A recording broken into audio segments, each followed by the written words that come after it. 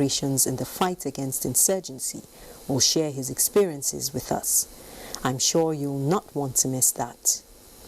Now, as a child, I heard that ghosts used to appear in the markets at night to do their own buying and selling. What has happened today? They no longer come to the markets at night, but humans now do all the buying and selling. Our correspondent went out to demystify emerging night markets in Abuja, the nation's capital.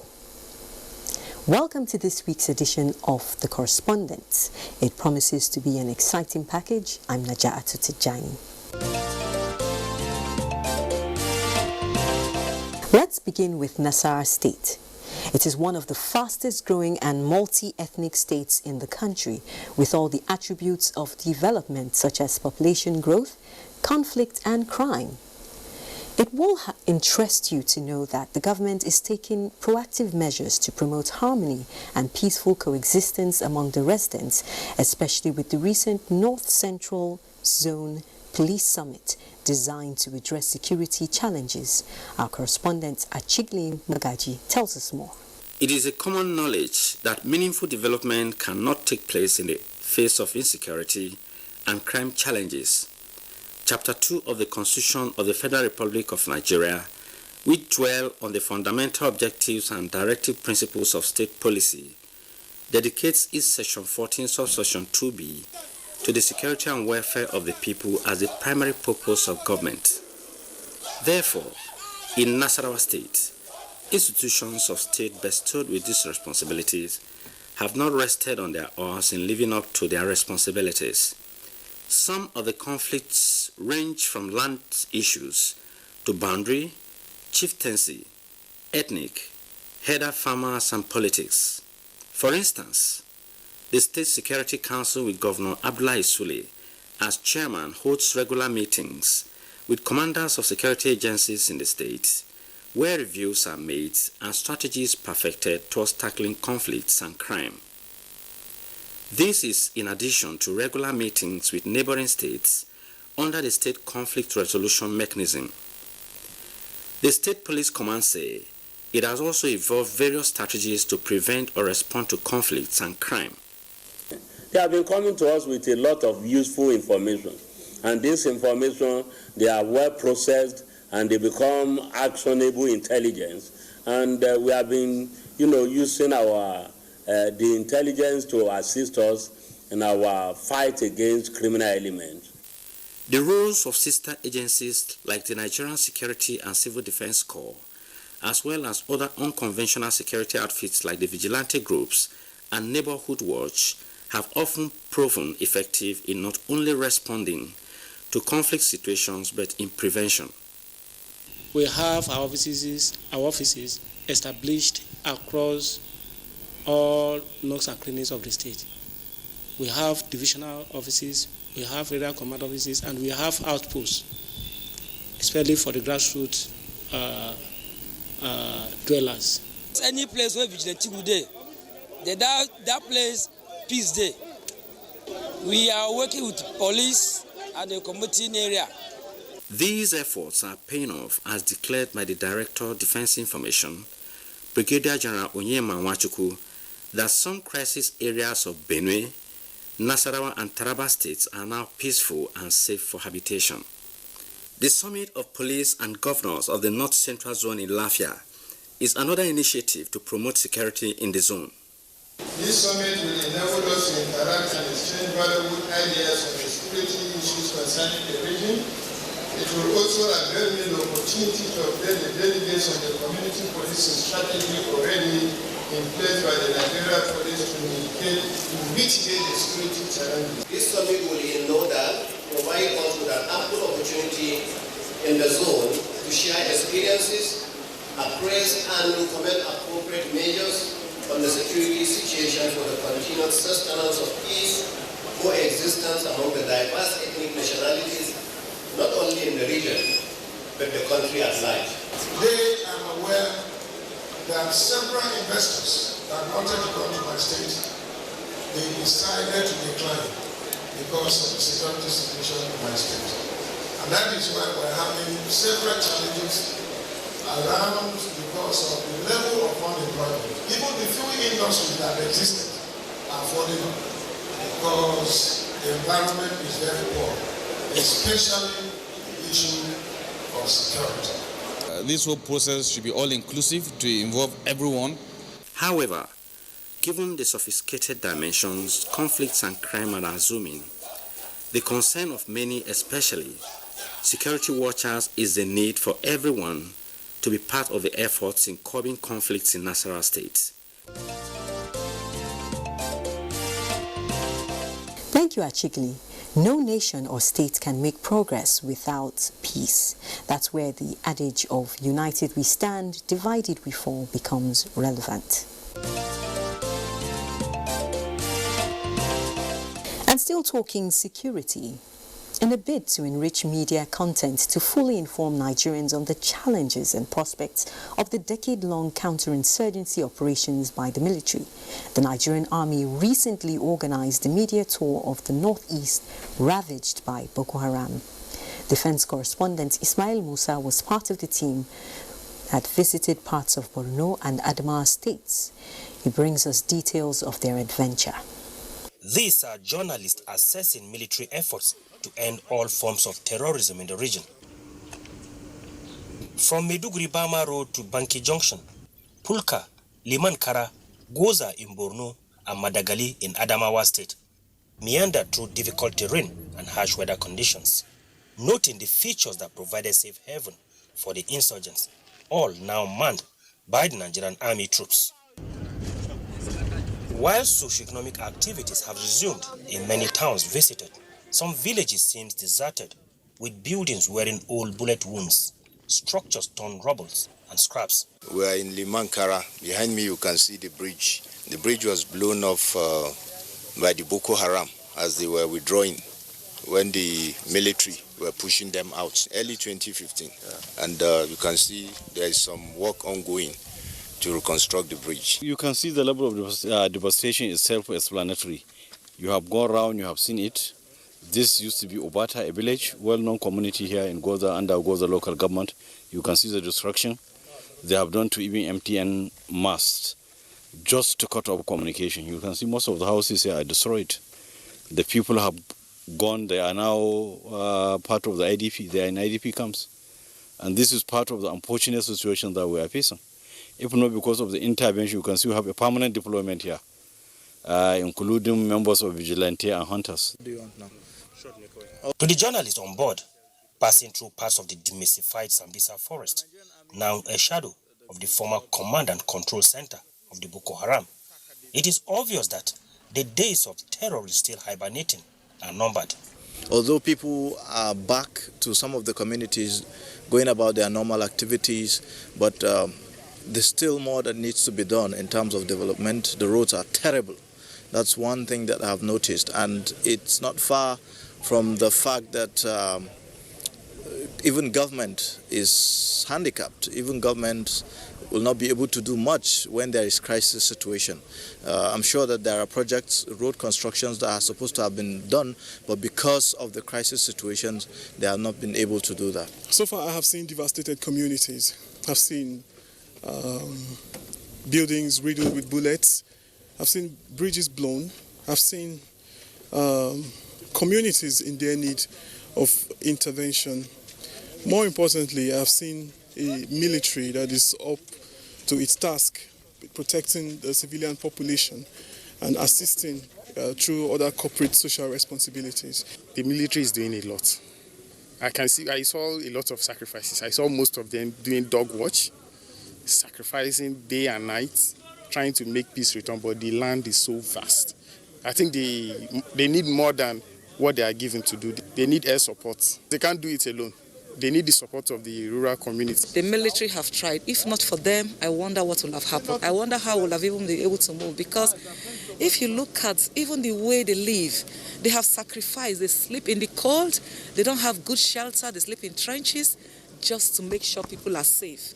You know, so honestly, they have tried. If nobody recognizes them, God recognizes their effort.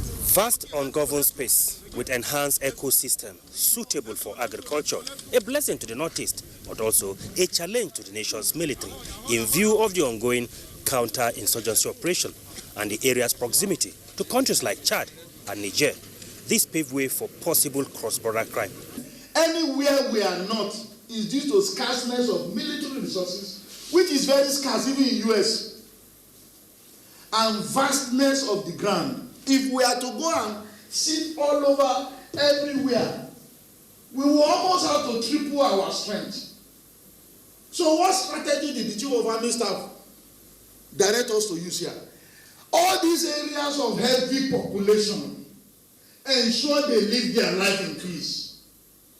The media tour is expected to cover other parts of the country with military presence. Joining us in the studio is Ismail Musa, our defense correspondent, who has just returned from the field. It's nice to have you in our studios with us, Ismail. Thank you, Naja. It's a great pleasure and honor for me to appear in this, to be in this platform. You're looking all combatant, having just returned from the field. And you know, we have a nickname for you in our newsroom. Should I share it with our viewers? Go ahead. You know, we call you the GOC. That's what I am. So what does it, tell us your experience. How does it feel covering military operations targeted at ending the war against insurgency, especially in areas termed theater of war? It's challenging. It's tasking. Before now, I was the station's works correspondent, exposed to traveling on the nation's 35,000 kilometers of road network. But here I am now, traveling to where there are no roads, going to where people dare not visited. Here I am now traveling in a well-armed convoy with guns I mostly see in films. And at times those platforms are being used in my presence. Here I am now traveling late hours of the night. It's an honor and it's a privilege. Initially I was having mixed feelings, a bit scared, but gradually it became part of me. But the only aspect I will not get over is the fact that I don't celebrate festive periods with my family. And I reach a stage that each time I pick my laptop back and I'm leaving, my son will say, Dad, you're going again? Hope you're not traveling. But it's an interesting experience, and I believe everyone wants to have a bit of it. Yeah, it's interesting, and I like the fact that you mentioned, you know, the sacrifices that, you know, defense correspondents, in fact, all our correspondents make just to get the story to the people, what's happening in the field. Which brings me to the next question. What are the lessons learned from the media tour which you undertook with some of our other colleagues? There are a lot of lessons. You see, unlike most of our operational visit to the Northeast in the convoy of the Chief of Army Staff, Lieutenant General Tuko Buratai, this tour provided us an opportunity to enrich our content. In the past, the entourage comprises mostly the embedded journalists, but the tour opened up window and brought in other journalists, particularly defense correspondents on the social media and other platforms. You see, unlike before, just as I said, we are tasked covering the operational visit of the Chief of Army Staff. We report what he said or what he did or his operational tours. But this time around, we see things for ourselves. We interacted with the troops in different locations. You know, we assessed the ongoing recently introduced super camp concept, which entails concentration of troops in location to enhance rapid aggressive response to threats. And then we saw sacrifice on the part of the nation's troops. And it also assists us to fully and properly educate Nigerians on the state of the ongoing counter-insurgency operations. And that's important, isn't it? Because you hear a lot of rumors and you see all sorts of posts on social media which are not true. And that's why what you're doing, this media tour is important for people to have a clear picture of what is going out there. Now, I'm interested in something you said, picking up from some of the weapons you've seen, like in real life. And it makes me wonder, these terrorists have sophisticated weapons. So what are the emerging strategies our Nigerian army, is bringing out to counter these terrorists? Yes, Naja, the terrorists have sophisticated weapons, as you rightly said. But what the loyal troops have is experience and expertise. That is what they've been using to overcome most of their challenges. And over the years, the military have gone into local production and fabrication of needed platforms to complement those imported from outside. And these have greatly reduced capital freight and have generated employment in and around the military. And a lot of those armored combat vehicles, both armored and light-skinned, have been deployed to the theater of operation, and they are greatly helping the ongoing counter-insurgency operations, and plans are on to expand the production of these hardwares. Now, just, should I say, 2 days after you returned, there was an attack on a place called Auno. How did that make you feel, seeing that you had just come from that area? Give grace to God and feel bad that lives have been lost, and then pray and hope more will be done. A lot have been achieved in the ongoing counter-insurgency operations, but more still need to be achieved on the side of both the military and the civil society.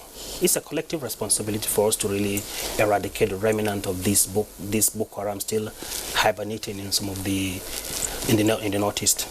Now, with what you've seen on ground since returning, what are some of the ways which the civil populace can help our troops with their work? Timely provision of surveillance reports, movement of suspicious people. You see, over the years, I came to realize that these criminals don't live in isolation. At times, they live within communities. So if you suspect a gathering or you suspect people, nothing should stop you from going to the nearest security agency to report and draw their attention to it. And then some people feel this war is between the military and the criminals. No. All hands must be on deck to properly eradicate these criminals. You see, the challenge in these decade-long counter-insurgency operations is that, being an asymmetric warfare, the criminals know who is a military personnel, but the military personnel will only know them when they carry out their acts or with their weapons, because they don't have uniforms, while the military personnel are in uniforms. And then, unlike conventional war, where you have a defined territory, a defined land where you go to fight, you don't have a particular place to fight. They could come in anytime, anywhere, to strike soft targets. That's one of the challenges. But by and large, I know with hard work, commitment, and prayers, I believe it will be overcome. And that's what every Nigerian is hoping for. I want to thank you for coming to our studios, and we hope to see you again soon with good news. Thank you very much, and it's been a great pleasure being on this platform. Thank you very much, Ismail. That was our defense correspondent, Ismail Musa, with first-hand experience of the theater of operations in northeastern Nigeria. Still to come on The Correspondents, emerging markets which operate at odd hours in Abuja. Join us again. You can follow us on